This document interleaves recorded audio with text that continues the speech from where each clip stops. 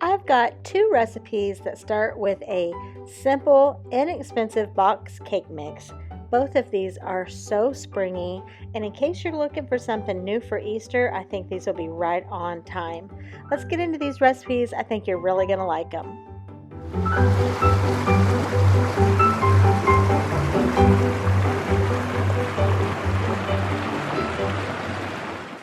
All right, let's get started on this one. It is called an orange creamsicle poke cake.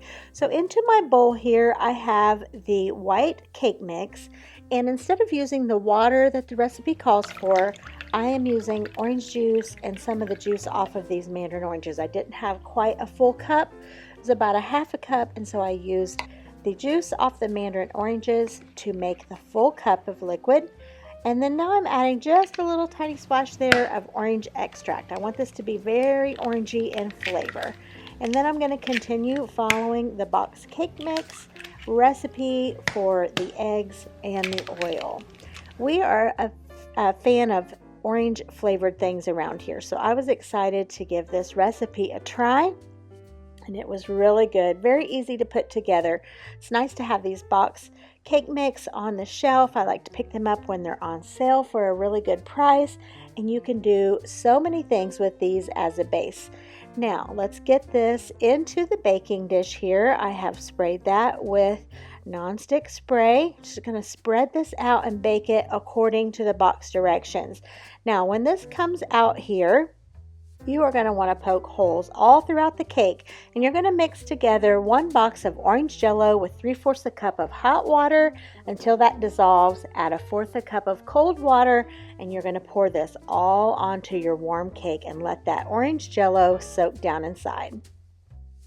Now you need 1 full 8-ounce tub of whipped topping, and to that you're going to add powdered sugar and some mandarin oranges. All of those things are going to mix together to make this very fluffy, flavorful topping for this cake.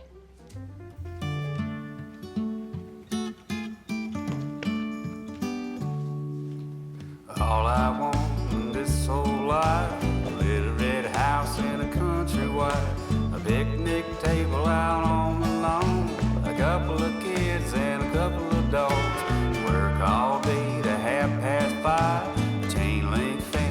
Gravel drive, the wind chime ringing on my front porch, a brand new carpet on every floor, and a rope swing tied around. I actually covered my cake and put it in the refrigerator so it would cool really well, be nice and cold before I put this topping on it. So as you can see, this is so thick and fluffy, just looks perfect on top of this, and you can see those mandarin oranges down in there. Now you don't have to top it with mandarin oranges, but I decided to. I had another can, so I thought that would be a pretty topping and be a nice indication for what the cake is. So I just put mandarin oranges on the top of mine. This was so delicious. This would be a really great dessert to have in the summertime when it's hot outside. That's honestly really good anytime you want to make it. We really liked this one, and I'll definitely make this one again.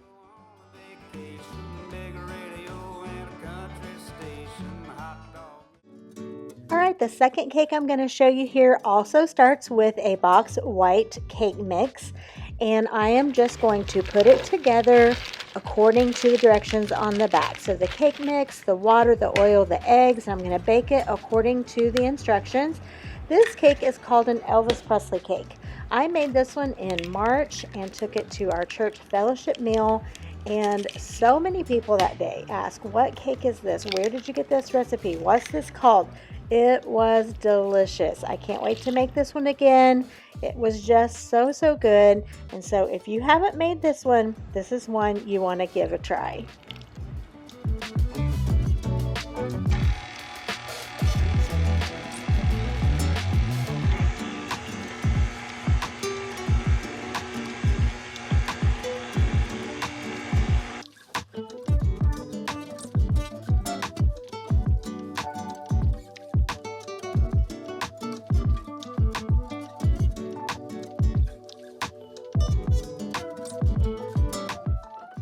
Now, while the cake is baking, you want to get your topping made for when the cake comes out of the oven.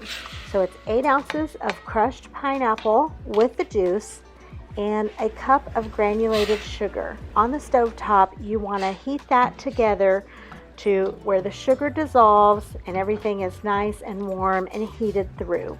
And of course, when the cake comes out of the oven, you're going to poke holes all in that. I wanted to do bigger holes on this since the pineapple was a little bit chunkier. I wanted to make sure that I could really get some of that pineapple down inside of this cake. So I just found let's see, what is this? I think this is my meat tenderizer, and I'm using the handle for that to get some really nice size holes poked in this cake so I could pour together that pineapple and the juice and the sugar mixture down inside. Once your pineapple comes off the heat, you want to put in a teaspoon of vanilla, mix that all together, and just pour over top. I could sit around and wait all day.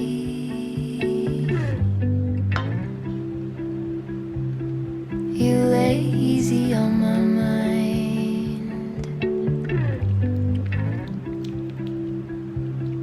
Like a candle I just burn away.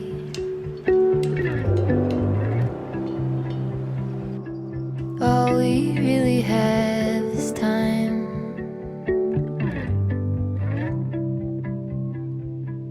All we really have is time.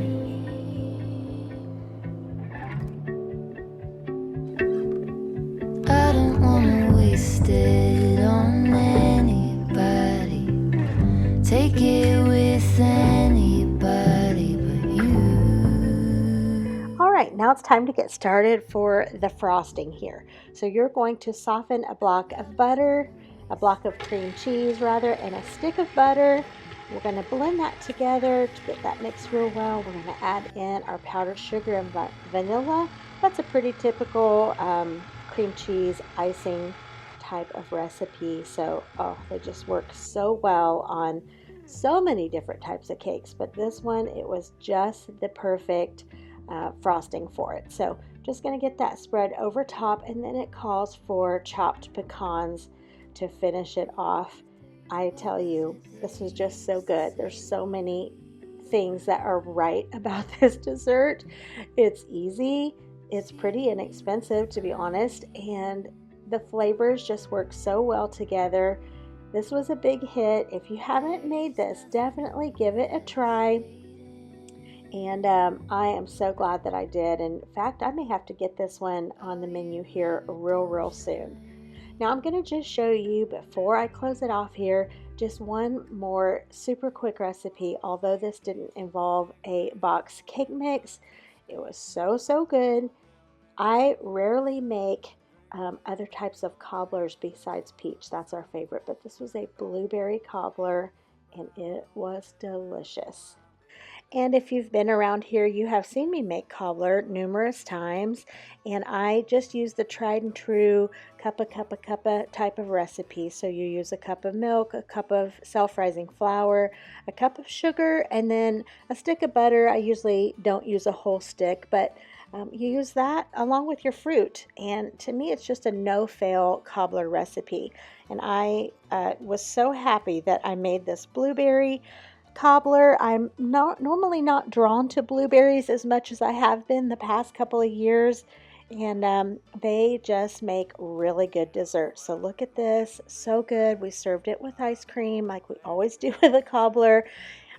Delicious. All right, guys, I hope you enjoyed these recipes. I hope you will give these a try if you haven't. Thank you always for watching. Give it a thumbs up if you enjoyed. And if you haven't subscribed, I'd love for you to subscribe and stick around.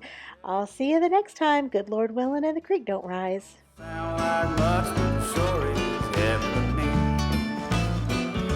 No, it don't sound